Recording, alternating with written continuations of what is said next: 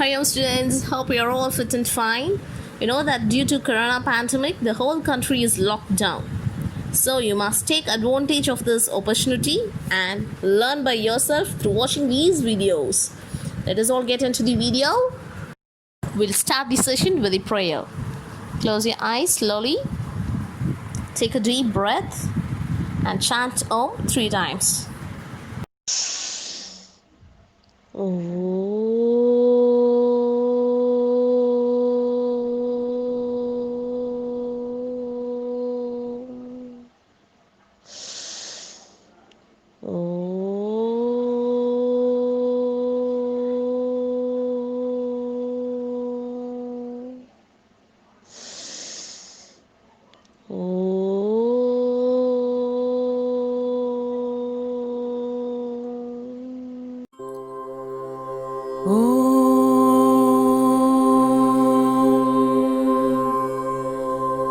सहनाववतु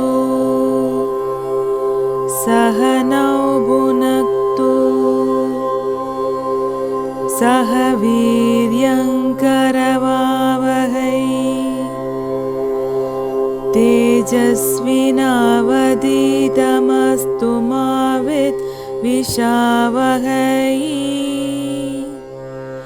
ॐ शान्ति शान्ति शान्तिः हरि ओम श्रीगुरुभ्यो नमः हरि ओम।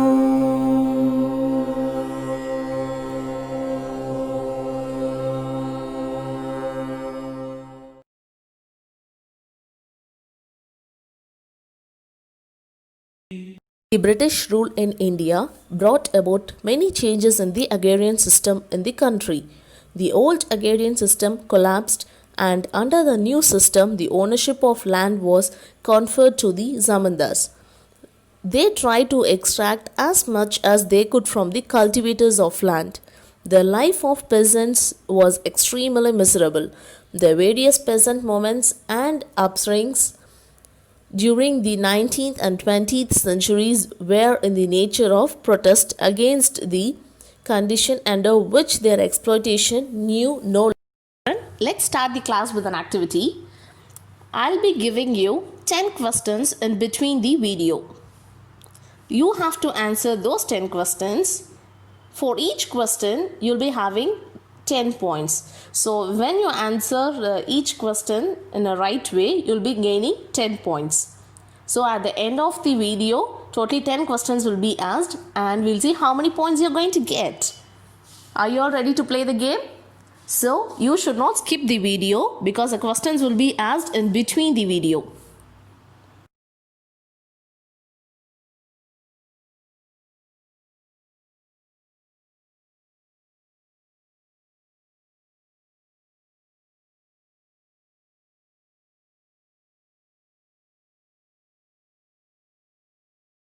Santhal Rebellion.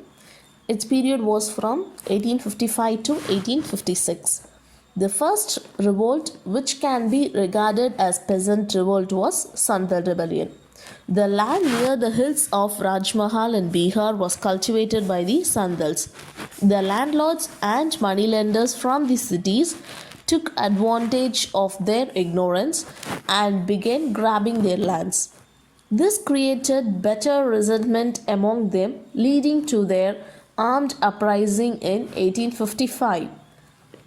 Consequently, under the belief of a divine order, around 10,000 Santals gathered under two Santal brothers, Sidhu and Kanhu, to free their country of the foreign oppressors and set up a government of their own. The rebellion assumed a formidable shape within a month.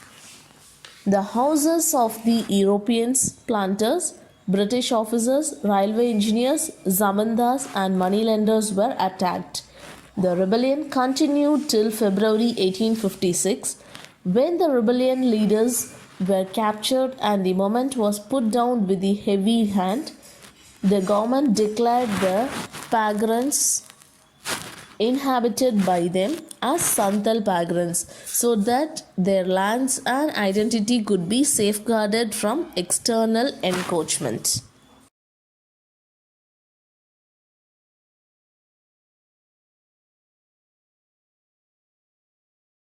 Indigo Revolt, period from 1859 to 1860. The Bengal indigo cultivators' strike was a most militant and widespread peasant uprising. The European indigo planters compelled the tenant farmers to grow indigo at terms highly disadvantageous to the farmers. The tenant farmers was forced to sell it cheap to the planter and accepted advantages from the planter that benefited the latter. There was also cases of kidnapping, looting, flogging and burning. Led by Bias and the riots of Noida district gave up the indigo cultivation in September 1859. Factories were burnt down and the revolt spread. To take control of the situation, the government set up an indigo commission in 1860, whose recommendation formed part of the Act 6, 1862. The indigo planters of Bengal, however, moved on the settled in Bihar and Uttar Pradesh. The newspaper Hindu Patriot brought to light the misery of the cultivators several times. Dinabandhu Mitra wrote a drama, Nil Darban, in Bengali with a view to draw the attention of the people and the government towards the misery of the indigo cultivators.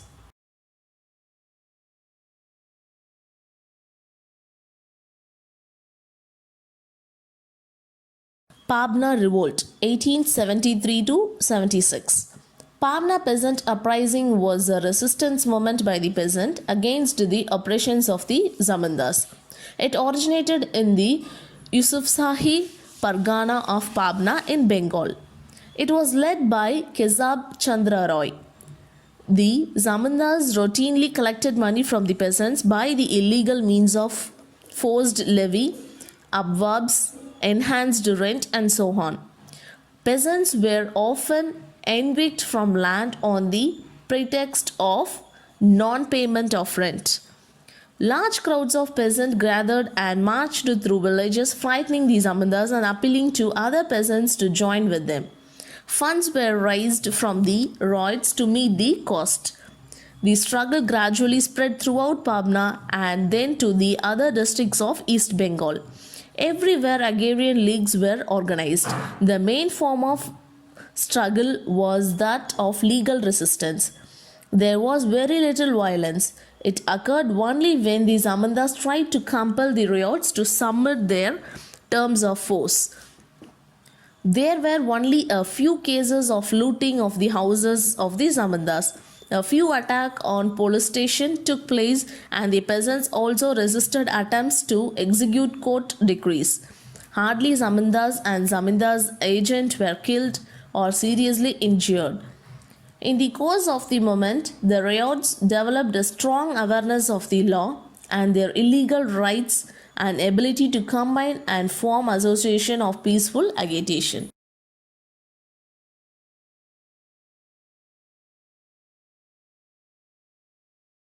On riots, 1875. In 1875, the peasant revolted in the district of Pune. That event has been called the Deccan Riots. The peasants revolted primarily against the oppressions of local moneylenders who were grabbing their lands systematically. The uprising started from the village in Pune district when the village people forced out a local moneylender from the village and captured his property. Gradually, the uprising spread over 33 villages and the peasant looted the property of Marwari Sahuhars. The uprising turned into violent when the Sahuhars took up of the police. It was suppressed only when the army was called to control it. However, it resulted in passing of the Deccan Agriculturalist Relief Act, which removed some of the most serious grievances of the peasants.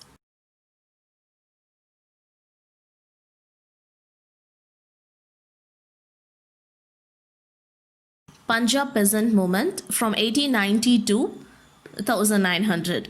The peasants of the Punjab agitated to prevent the rapid alienation of their lands to the urban moneylenders for failure to pay debts. The government of India did not want any revolt in that province, which provided a large number of soldiers to the British Army in India. In order to protect the peasants of the Punjab Land Alienation Act was passed in 1900 as an experimental measure to be extended to the rest of India if it worked successfully in the Punjab. The act divided the population of Punjab into three categories: the agricultural class, the statutory agriculturalist class, and the rest of the population, including the moneylenders. Restrictions were imposed on the scale and mortgage of the land from the first category of the two categories.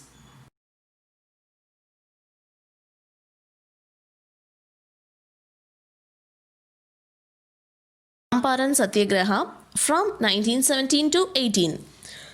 The European planters of Champaran in Bihar resorted to illegal and inhuman methods of indigo cultivation at a cost of which was wholly unjust.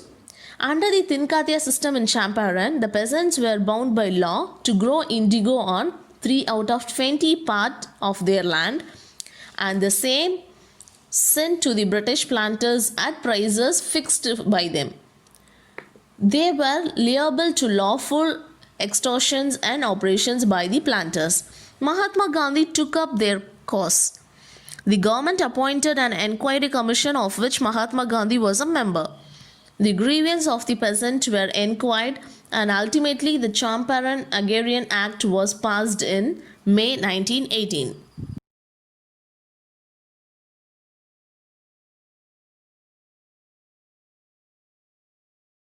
Kheda or Kaira Satyagraha in 1918. In the Kheda district of Gujarat, due to the constant famines, agriculture failed in 1918. But the officers insisted on collection of full land revenue. The local peasants therefore started a no tax movement in Kheda district in 1918. Gandhi accepted the leadership of this movement. Gandhiji organized the peasants to offer satyagraha and opposed official insistence on full collection of oppressive land revenue despite the conditions of famine. He inspired the peasants to be fearless and face all the consequences. The response to his call was unprecedented, and the government had to bow to the settlement with the peasants. Sardar Vallabhbhai Patel emerged as an important leader of the Indian freedom struggle during this period.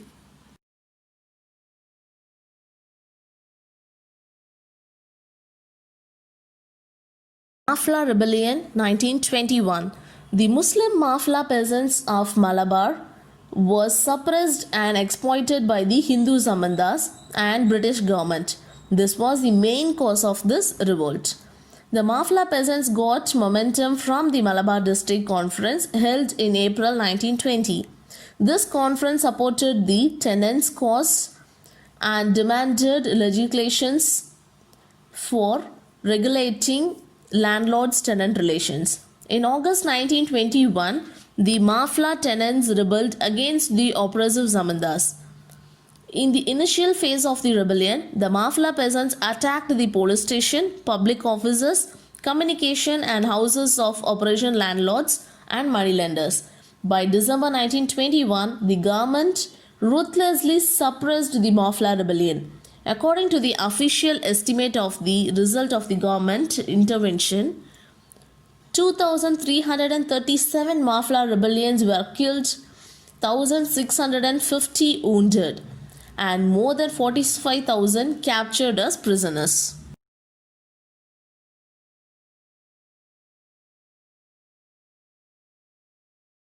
Bardoli Satyagraha.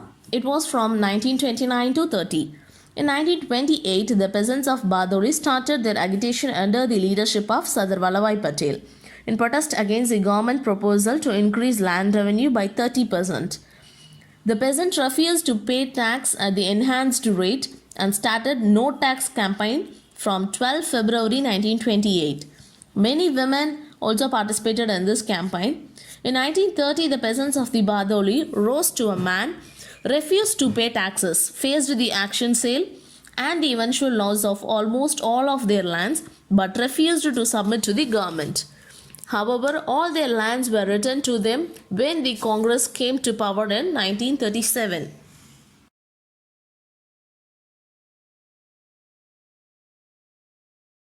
We'll recap the whole lesson. Rural life and society. The land revenue policy under the British was divided into three systems. First is permanent settlement, second Ryotwari system, third Mahalwari system. Permanent settlement was under Lord Cornwallis, Ryotwari system was under Thomas Munro, and Mahalwari system was under Lord William Bentinck. So at the end of these systems, there was a revolt started, peasant revolt.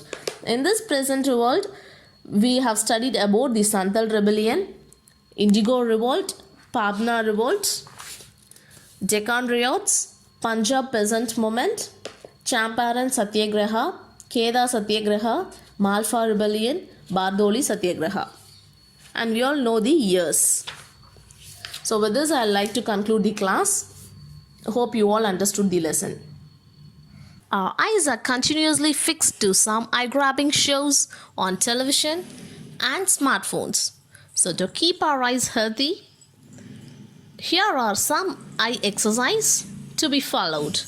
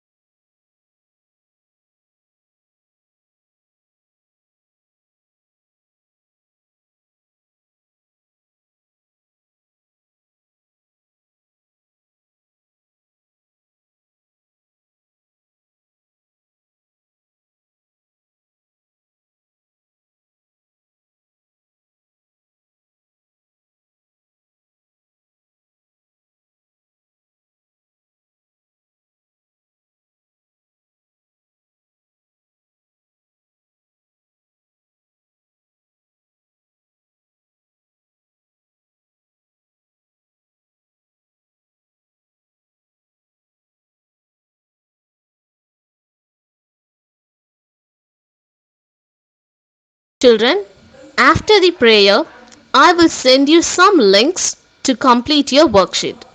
Open the link and copy down the questions and answers in your notebook and send a photocopy to me. Then let's conclude the class with the prayer. Slowly close your eyes.